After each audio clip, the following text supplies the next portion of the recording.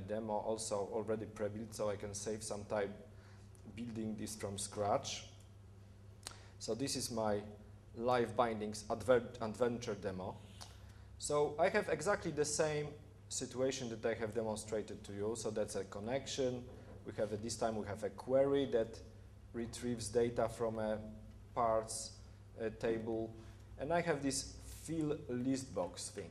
So the fill list box basically programmatically let me select what is the control component that I want to use to display data, what is its property, what is the scope within which I want to use, database scope which I want to use to display data, and that's the field I want to use.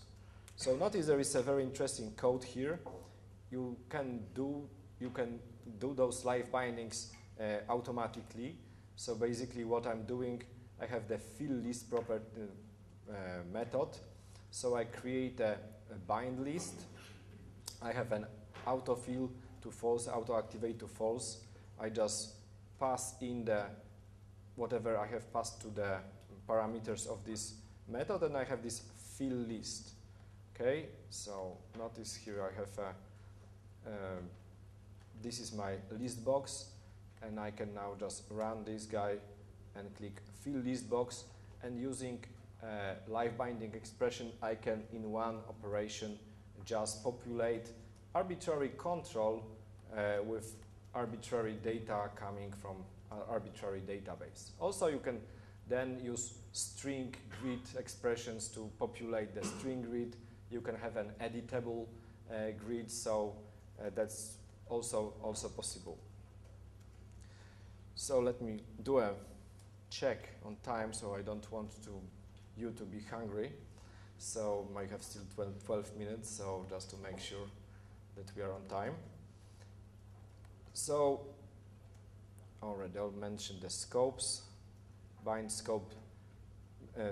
Okay, bind scope and bind scope DB already show the bind scope DB. The bind scope is used when you want to connect different components on the form. So in the bind expression, you can use arbitrary objects. If you want to actually conveniently use a certain component on the form as a binding source, you can use bind scope, and then it will actually connect to an expression. The bind scope DB is a specialized version of a bind scope and is used to be connected to the data source, so you can bind to components which are T fields, which are components themselves as well. Also, what is important is that there is a concept of editors and observers. So for example, to display this data in the list box, I had to actually add it to the uses clause of my project. I had to add this little thing. So if I don't do it, it would not work. Actually, I can do a little experiment here and comment it out and try to compile it and see what kind of error I'm going to get. So I'm not going to go any deeper than this, because I'm sure Daniela is going to give you a good round of the inner workings. So error in, no editor available for T-list box.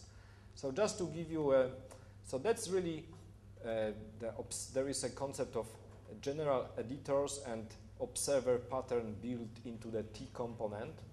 So you need these classes so they can actually let you work with arbitrary components like list box, combo boxes, string grid, so you can use them to display data inside of these specialized components. So there are also some references. So one of the most useful source of information are recordings of the Code Rage sessions by Jim Tierney. So just last week there was a Code Rage. So how many of you have actually attended Code Rage? Except for the David I, Daniel. So if you have missed it, this is really a great source of information. I can actually show you where you can find it. It's an embarcadero.com/code rage. So this is the page. Oh, missing one O. This is the page where you can find more information. Actually, the proceedings of the Code Rage 6. So there are different sessions available. So you can see sessions. So for every session there are already recordings available. So the ones that I used the most useful in terms of the education, these two sessions, Introduction to LiveBindings and LiveBindings Practical Examples. These are the two sessions from the Jim Tierney, who is an architect of LiveBindings. And in the first session he is going into the explaining how the expressions works and some basic stuff. And in practical examples, he's actually going through individual types of binding components and different scenarios on both VCL and FireMonkey. So there is also a session by Marco Cantu, the expert, a guru from Italy, Delphi guru from Italy. This is also very useful. You can read learn quite a lot there. So all those sessions are actually available on the CC Embarcadero, our code. And if you go there, you can actually download all the recordings from all the sessions from the ccembarcadero.com. So that's a code rage. There are also interesting information on blogs.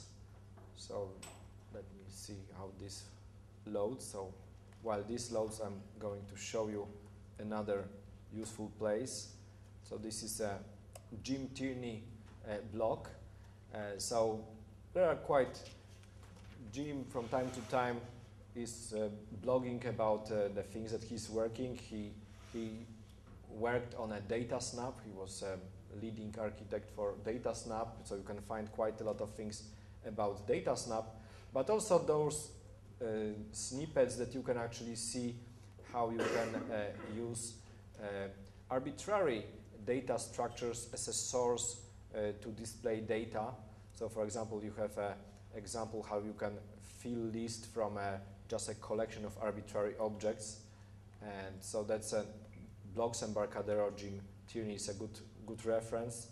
Also RadStudio demos. So this is a place you can actually go ahead and directly from the inside of the IDE you can open from version control. You can specify the link to the RadStudio demos, and there is plenty of different LiveBindings projects that you can actually study and learn how those things are done.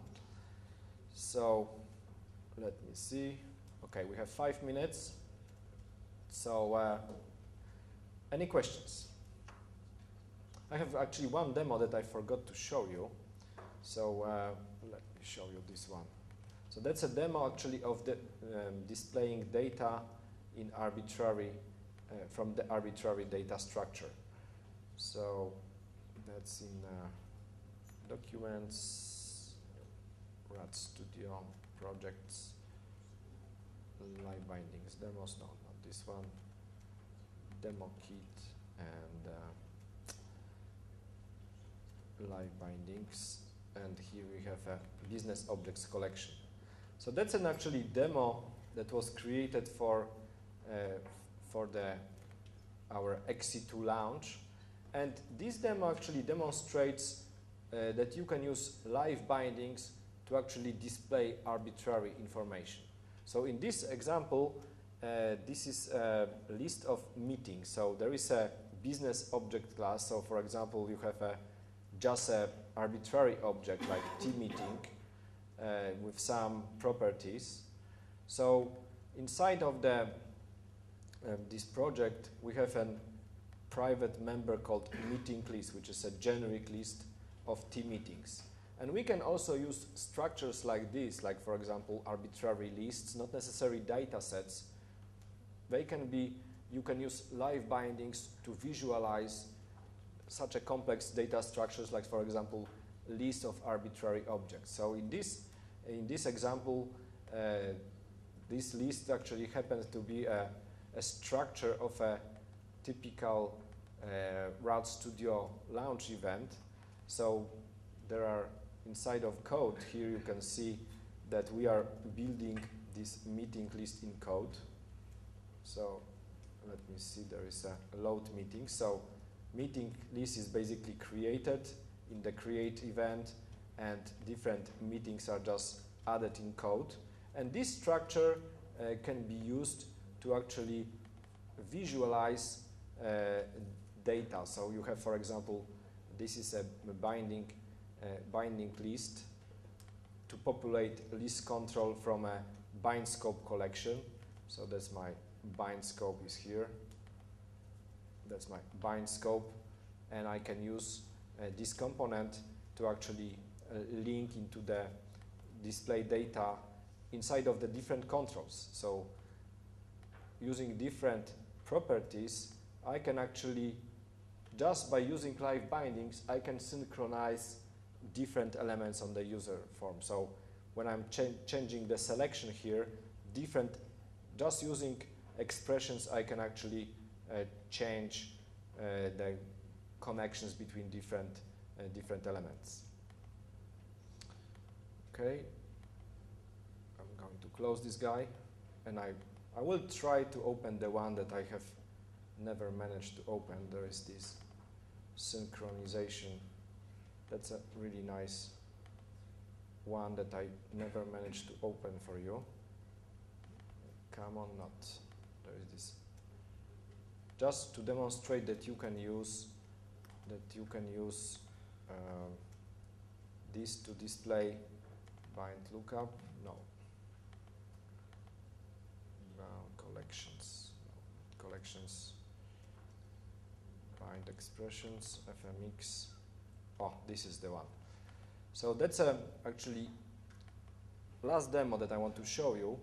Basically, this demonstrates that you can use binding expressions to actually work with different components. So just by using expressions, you can use unidirectional and bidirectional expressions to synchronize different components. So for example, when I'm moving a progress bar, instead of using the onChange event to change the value of the edit or change the value of the label, I can use LiveBinding expressions to actually create more interactive user interfaces. Okay, so just to summarize, LiveBindings is a brand new mechanism, low-level mechanism that was introduced in XE2, so both for Delphi XE2 and C++ Builder XE2. It's using the new RTTI runtime type information for making it to work. You can use it for arbitrary purposes. You can use it for even some calculations. You can use it to synchronize different components on your user interface. You can also use it for building database applications, especially for the FireMonkey, because in FireMonkey you don't have any database-aware components. And that's available for FireMonkey, for VCL, and even for the VCL applications. So I understand it's quite a lot of new information, especially if you are just new to it, but it's very, very powerful, and I'm sure there will be more and more application. Okay, so we start more time. Okay, so that's very much what I have to prepare for the LiveBindings. On the next session after lunch, Daniela will give you even deeper insight and show you how you can extend LiveBindings framework, adding your own custom methods and things. So I think it's going to be an interesting session, but unfortunately I'm going to be doing different sessions, so I won't be able to follow it. And if you have any questions, please ask them now. Or if you don't and you just think about lunch, thank you very much for your attention. Thank you.